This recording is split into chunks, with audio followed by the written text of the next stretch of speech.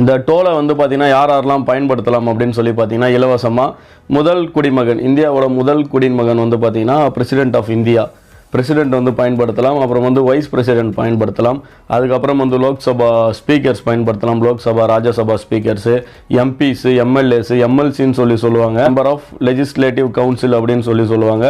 அதுக்கப்புறம் வந்து பார்த்தீங்கன்னா நீங்கள் இதில் பார்க்கக்கூடிய கவர்னர்ஸ், அதுக்கப்புறம் வந்து பார்த்தீங்கன்னா சீஃப் ஜஸ்டிஸ் ஆஃப் இந்தியா, அப்புறம் வந்து கேபினெட் மினிஸ்டர்ஸு, எல்லா ஸ்டேட்டோட சீஃப் மினிஸ்டர்ஸ் யூஸ் பண்ணலாம்.